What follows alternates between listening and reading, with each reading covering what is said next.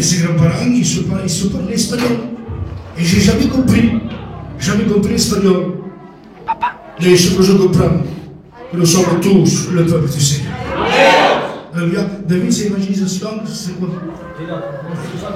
Non, mais il faut sauver le peuple. C'est prière. Donc vous savez que je ne savais pas que c'était moi qui devais prêcher. J'ai appelé David pour une information que je voudrais vous dire après la réunion. Il ne faudrait pas partir, c'est une information très, très importante pour le peuple espagnol. On l'a fait déjà, j'ai dit à David, dans toutes nos églises, comme je suis dans le comité, je suis le responsable de toute la zone. Alors nous sommes obligés de passer dans les églises pour avertir le troupeau du Seigneur. Amen. Amen. Et vous savez, comme j'ai dit à Mariano et à Paco, je suis malade, j'ai que 5 grammes de diabète. J'y vois plus clair, j'ai la tête qui tourne. Vous savez, le frère Joël d'ancien, ce matin, il m'a vu et il m'a dit, Samuel, il faudrait que demain soir tu viennes prêcher à l'église. J'ai dit non, je ne peux pas venir parce que j'ai la tête qui tourne, je ne vois pas clair. Je dois aller au docteur pour savoir si on me donne des médicaments ou si on me donne un piqûre d'insuline. Mais comme David m'avait invité à plusieurs reprises, et vous savez, comme nous sommes dans ce poste que Dieu m'a donné, d'être dans le comité, aujourd'hui je suis là et demain je suis à Paris. Vous savez, avec 4 jours, j'ai fait 3000 km. Vous voyez qu'on n'est pas toujours sur place, mais tout ce que nous faisons, c'est pour le Seigneur. Amen. Donc vous savez que nous sommes que des hommes, mais je vais demander la grâce à Dieu. Demandez à Dieu qu'il me plaît un moment que la tête ne tourne pas, que je puisse voir le message, la parole de Dieu. Donc je vais demander au frère Mariano devant, s'il veut me placer devant le Seigneur, et nous prions, je vais le faire. Gracias, Dios mío, Dios de la gloria, Padre. Presentando en tu siervo tu evangelio tan grande, Señor. Tú ves, Dios mío, lo que ha dicho, Padre. Restaura, Padre, lo restaura, Padre. Lo visitas, Padre. Lo respaldas, Padre. Lo llena de ti, Padre. Tú has un buen siervo de gloria, Padre. Bendícela, Padre. En el nombre de Jesús, Padre. Aleluya, Señor. Amén. Amén. Voilà, béni soit Dieu. Amen. Vous savez, nous allons faire une lecture, c'est une lecture très connue que vos anciens, vos prédicateurs vous ont déjà prêché. Ça se trouve dans le livre d'Éphésiens, c'est l'apôtre Paul qui va parler, chapitre 4 et du verset 17. Écoutez bien, je veux attirer votre attention. C'est Paul qui s'adresse à l'Église. Et Paul dit, cessez de marcher comme des païens. Il parle à un peuple converti. Il dit, la plupart croient aux idoles. Et ils se bornent à des pensées vaines. Béni soit Dieu. Amen. Je dis béni soit Dieu, non parce qu'ils se bornaient à des pensées vaines. Mais je dis béni soit Dieu parce que Dieu a mis des hommes extraordinaires. Comme l'apôtre Paul, l'homme de Dieu. Vous savez, l'apôtre Paul, je dis souvent que ce n'est pas un homme qu'on trouve dans une place publique. Ce n'est pas un homme que je m'en excuse pour le mot qu'on trouve dans un cabaret. L'apôtre Paul est l'homme de Dieu. L'apôtre Paul est celui qui a fondé les églises. L'apôtre Paul est celui qui a plusieurs fois, il a été en prison. L'apôtre Paul, il nous dit dans le livre des Actes, chapitre 15 et du verset 1, il dit Paul affermissait les églises, il fondait les églises. Il dit Paul, il dit à Barnabas, retournons visiter les frères dans chaque ville. Pour vous dire que Paul avait un désir d'aller visiter les églises. Paul avait un désir de parler au peuple de Dieu. C'est pour ça que Paul, un jour, il va aller à l'église d'Éphèse. Et là, il va dire, cessez de marcher comme des païens. Parce que Paul a compris dans son raisonnement, le Saint-Esprit lui a parlé. Et Paul a compris que l'église n'était pas comme Dieu la voulait. Pourtant, ils étaient là. L'église était pleine. L'église chantait. L'église adorait. Mais leur pensée, leur cœur était loin. Alléluia. Et vous savez, parfois, il y a des chrétiens dans nos églises. Dans nos églises, il y a des chrétiens qui viennent dans toutes les réunions. Je ne dis pas simplement d'ici, à l'église du frère David, Parce que l'église du Frère David, c'est nos églises. Je parle dans les églises universelles. Il y a des chrétiens qui viennent dans la réunion. Ils chantent, ils prêchent même l'évangile. Mais leur cœur, leur pensée est loin de Dieu. Et vous savez, on pourrait dire, oui, mes frères, écoute, je viens dans toutes les réunions. Malgré que je suis malade, malgré que je n'ai pas chemin, malgré que je m'excuse que mon mari est païen ou ma compagne ne veut pas aller dans l'église, je viens dans toutes les réunions. Je viens dans l'église. Et regardez ce qu'il dit le prêtre sur la paix. Jésus dit à ses disciples, il dit, écoutez ce qu'il dit. Jésus dit, allez deux par deux, sauvez les brebis perdues qu'ils sont en Israël. Pourtant, ils étaient au bon endroit. Ils étaient dans les choses de Dieu. À la vie de sainte, ils étaient. Et Jésus dit, allez deux par deux, sauvez les brebis perdues. Et parfois, nous venons dans l'église. Parfois, nous prêchons l'évangile. Et parfois, nous sommes loin de Dieu.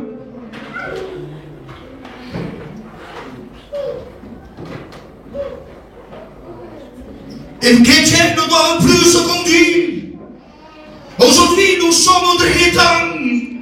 Aujourd'hui, il y a tout accompli. Toutes les prophéties sont accomplies. Il en manque qu'une, la plus grande. Celle que Jésus dit. Je m'en vais vous préparer une place. Et là où moi je suis, je veux que vous y soyez. Voilà la prophétie, la dernière.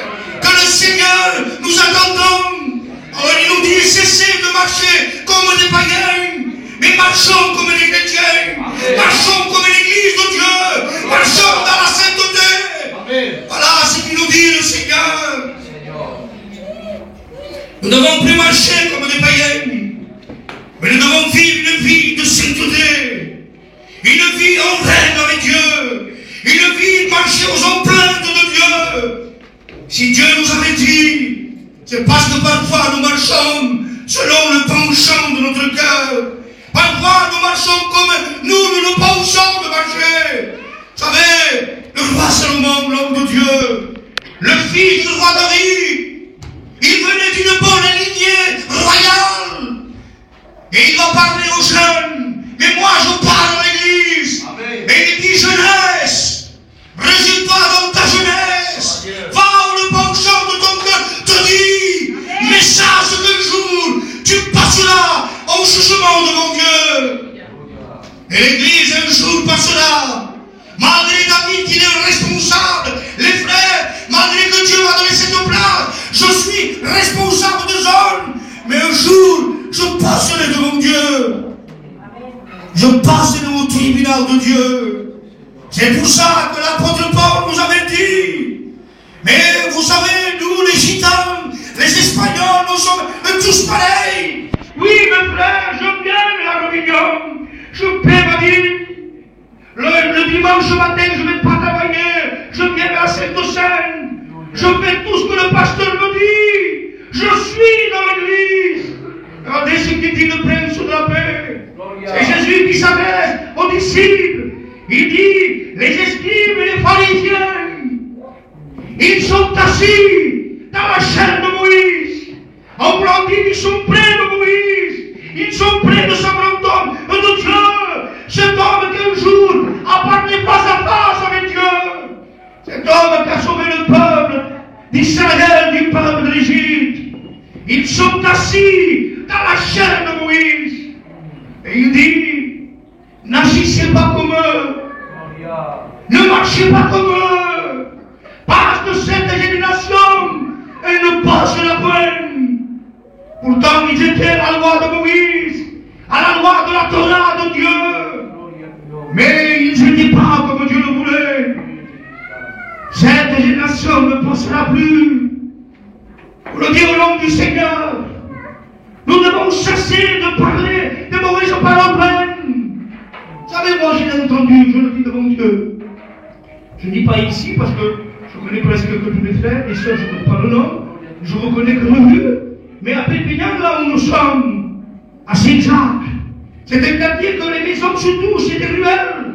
Et on entend des chrétiens, même des frères des chrétiens, qu'ils disent des mauvaises paroles à leurs enfants, ils disent des malédictions à leurs enfants, ils disent ils puissent devenir la maladie du siècle, et un camion puisse t'écraser.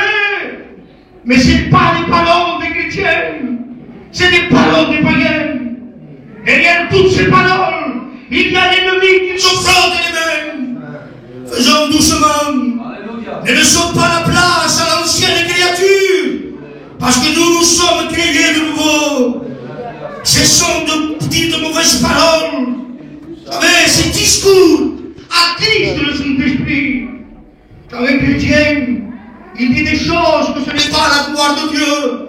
Le Saint-Esprit dans notre cœur, il pleure. Vous savez, moi j'ai vu, moi j'ai jamais fait parce que il y a des années que je connais le Seigneur, et même je ne m'en souviens pas lorsque j'étais païen. Et vous savez, lorsque j'ai vu des fois, parce que j'ai mon fils, que je m'en excuse, s'il y a du deuil, mon fils, lorsque c'est le jour de la Noël, ou lorsque c'est un jour de mariage, il va au mariage. C'était païen. C'est pour ça qu'après je regardais, je me laisse guider par le Saint-Esprit. J'ai vu le fils du frère Tony, il était assis sur lui, et moi j'étais là. Et je dis, Seigneur, que c'est vrai, que c'est bien qu'un enfant, il grandit dans le Seigneur. Amen. Vous savez, moi, mon fils, il avait 7 ans, 8 ans, maintenant il a 20 ans, ou 22 ans, et je l'amenais partout avec moi. Quand j'allais prêcher, j'étais obligé de le porter, parce qu'il pleurait, il pouvait venir. Et quand il était tout petit, nous on voyageait dans le nord avec des caravanes, et vous savez, il ne me disait pas, moi quand je serai grand, je prendrai ma Bible même, et s'il n'y a pas de réunion, je me mettrai derrière la caravane, et je prêcherai l'évangile. Mon cœur était réunion de joie, mais malheureusement, ça n'a pas été le cas. C'est pour ça que nous devons marcher. Nous devons marcher progrès en progrès devant Dieu. Progrès en progrès devant Dieu. Et vous savez, comme je vous dis, alors maintenant mon fils était païen, et lorsqu'il fait la fête, lorsque je le surveille, parce que vous savez, il y a des fois qui se disputent, qui viennent se battre, je me mets pour le regarder ce qu'il fait, et je vois que celui qui s'embrasse, il pleure. C'est des larmes de joie, mais ce n'est pas des larmes de repentance du Saint-Esprit. Et parfois, le Saint-Esprit, nous faisons pleurer le Saint-Esprit. Vous savez, nous sommes des nouvelles créatures. Nous ne sommes pas des païens. Nous sommes le corps de Jésus-Christ.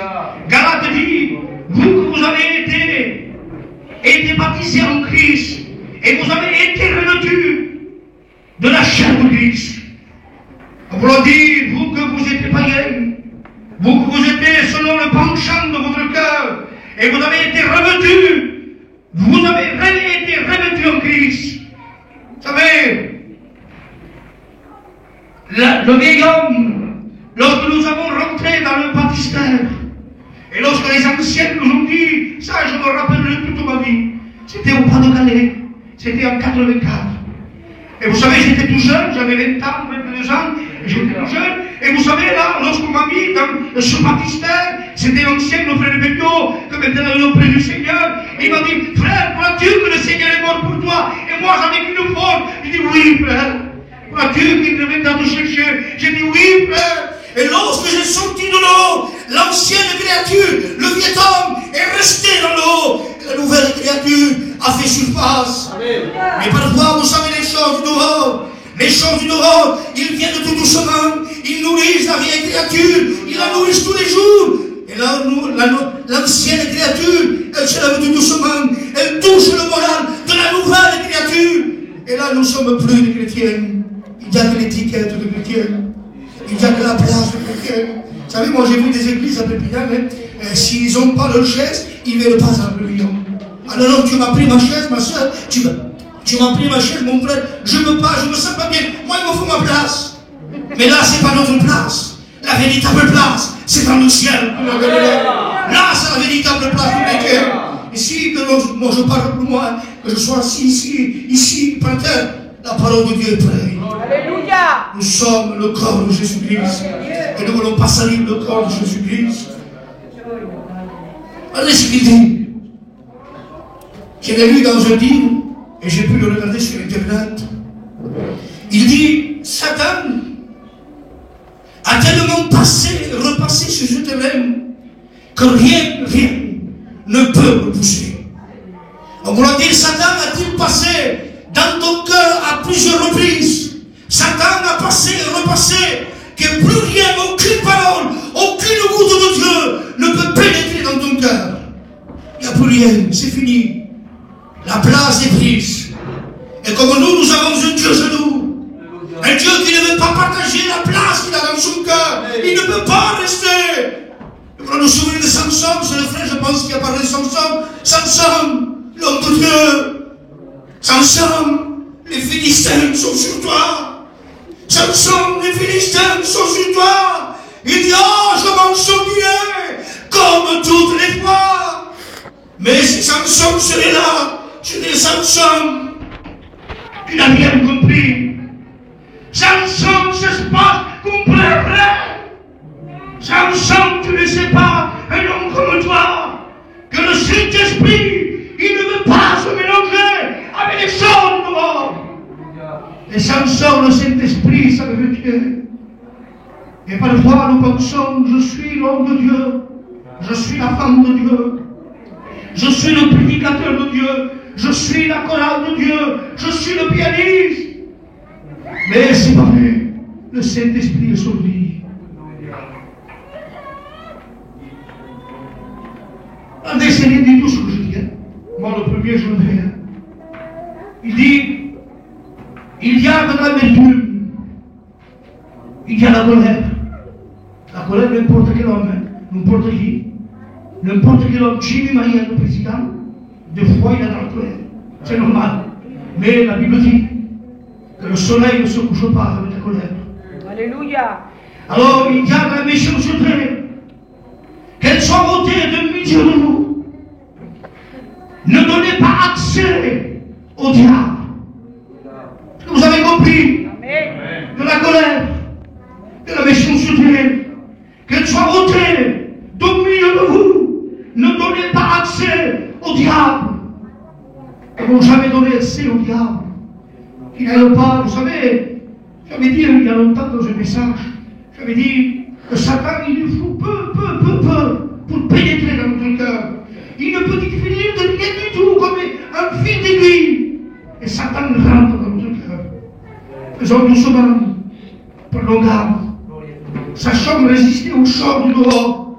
Disons, Satan, ta place n'est pas là. Ta place dehors. Ici, il y a Dieu, il y a Jésus, et il y a le Saint-Esprit. Voilà ce que tu dois avoir dans notre cœur. L'apôtre Paul dit, nous devons faire distinction entre les vrais chrétiens et les faux chrétiens d'étiquette. Et c'est moi qui ajoute, et de religion. Faisons attention. On ne le voit plus, Seigneur. On vit plus. Parce que je prends la sœur ancienne, la Bible, c'est la plus ancienne, je pense, de l'église. Il y a des années qu'on la connaît, que Dieu la bénisse. Et là, avec son pouvoir, elle prie, on met une jeune baptisée, un an de baptême, on la met à côté, avec son pouvoir, et on dit, ils sont pareils. Mais non, la Bible dit, faisons attention entre le vrai chrétien et le faux chrétien. Faisons attention. Soyons toujours vigilants. Soyons toujours, comment je pourrais dire, soyons toujours présents aux choses de Dieu. Faisons attention. Regardez ce qu'il dit. Apollos, l'homme de Dieu. Apollos était le jeune, on pourrait dire, de l'apôtre Paul. Il était dans son église. Vous savez, il dit que l'église d'Éphèse, lorsqu'il y avait Apollos, il dit que l'église était pleine, écoutez bien, une église immense. Les gens faisaient une réunion, il n'y avait pas de place, alors les gens partaient, ils rentraient un autre groupe de gens, des chrétiens, et on faisait 2 réunions par jour. Une église extraordinaire, Seigneur. Quelque chose de merveilleux. Mais l'apôtre Paul, il va rentrer, il va se mettre dans un coin, et l'apôtre Paul, il va être rempli de l'esprit, et l'esprit va le parler. Il va dire, non, c'est des faux chrétiens. Ce n'est pas des véritables chrétiens. Et l'apôtre Paul, vous savez, je peux dire, ce n'est pas dans la Bible qui le dit, la Bible en parle un peu, mais pas tout ce que je veux dire.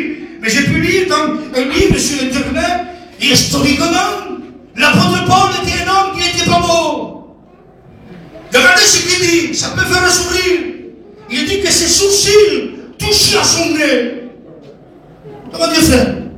Il dit qu'il avait un nez crochu. Il était tout petit, l'apôtre Paul.